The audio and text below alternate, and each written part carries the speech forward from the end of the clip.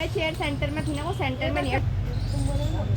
हे गुरुवर, आपने इतनी सारी व्याधियों का वर्णन किया है तथा इनकी चिकित्सा भी बताई है, किंतु मुझे संशय है क्या कभी इन सब का कोई उपयोग भी होगा।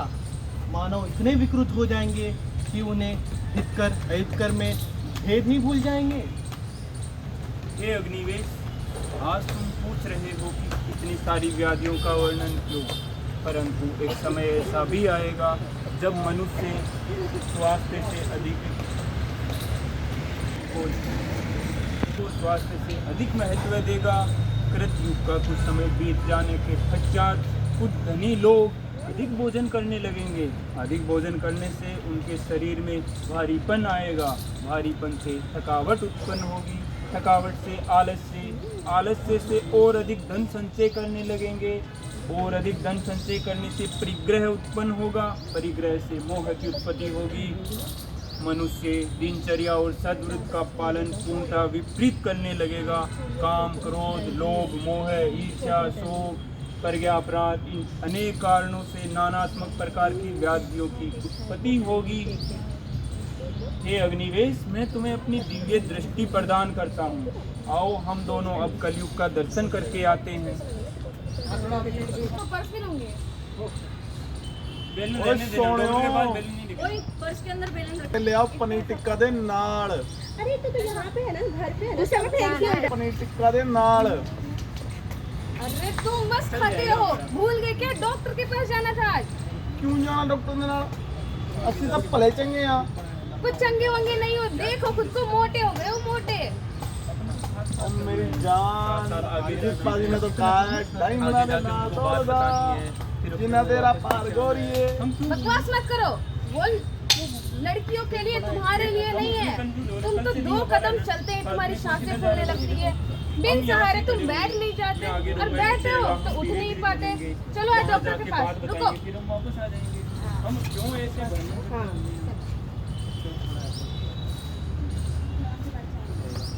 तो बोलो ना, तुम बोलो तकलीफ है। ये तकलीफ, थोड़ा पीछे हो जाओ, दिखेगी। ये तकलीफ, अरे मैं पूछ रहा हूँ बीमारी क्या है? यही है बीमारी। अगर ये बीमारी है तो आप मेरे पास क्यों आए हो? मैं बताती हूँ डॉक्टर, ये बहुत खाते हैं। जब भी देखो इनको ओ जी पराठे बना दो, चाय बना दो, मिठाइयाँ बना दो। डॉक्टर मैं तो परेशान हो गई हूँ इससे। देखो इनको, ये 35 के हैं और लगते ये 45 के हैं। और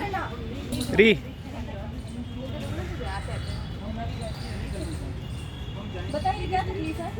यही है तकलीफ। ये अरे बीमारी क्या है? बता तो यही है बीमारी। अगर ये बीमारी है तो आप मेरे पास क्यों आए हो? मैं बताती हूँ डॉक्टर, ये बहुत खाते हैं, पूरे दिन खाते रहते हैं और पड़े रहते हैं। ये जब भी देखो ओ जी पराठे बना दो, चाय बना दो, मिठाइयाँ बना दो। मैं तो परेशान हो गई हूँ इससे।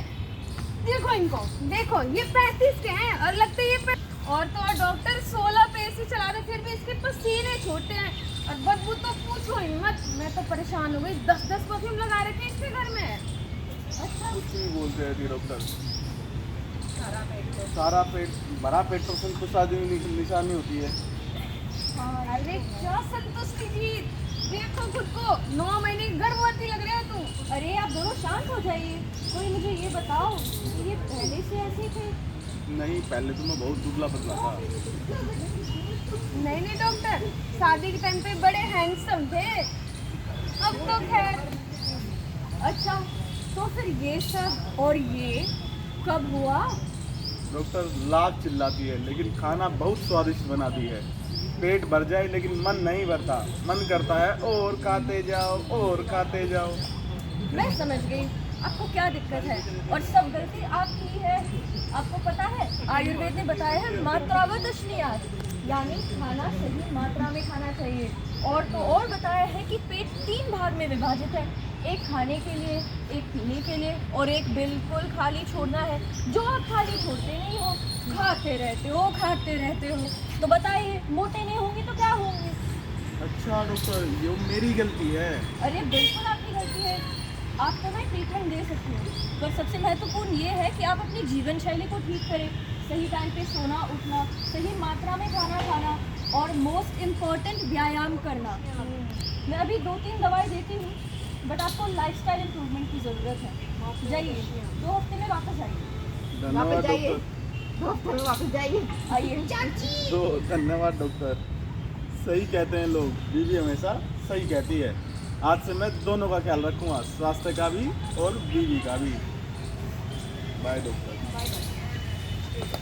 इनको लिफ्ट क्यों भेज रही है जब इनको प्रेग्नेंसी? वेदो माम सती वृद्धित्वात्, चल इसके उधर स्तनय। हाँ गुरुवर, आपने इसका व्याख्या अष्टोनित्य अध्याय में स्थौल्य के बारे में बताते वक्त किया था। अतिस्थल्य। हाँ, यही तो संतर्पण जन्य व्याधियाँ हैं। मनुष्य जब भोजन शरीर की तृप्ति के लिए नहीं अपितु इंद्रियों की प्रसन्नता के लिए करेगा, इन्हीं कारणों से व्याधियाँ उत्पन्न होगी। हाँ गुरुवर, और आपने जो बताया था कि चिकित्सा भी अत्यंत कठिन है, इसीलिए शास्त्रों में कहा गया है गाढ़स्यम एवं वरम स्थौल्यम, अर्थात स्थौल्य से गाढ़ होना श्रेष्ठ है।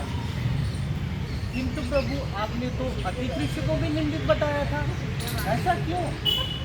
क्योंकि उस व्यक्ति का तर्पण करना सुगम है, जबकि उस अरे हमारा व्यक्ति का अपतर्पण बनना। अति दुष्कर है।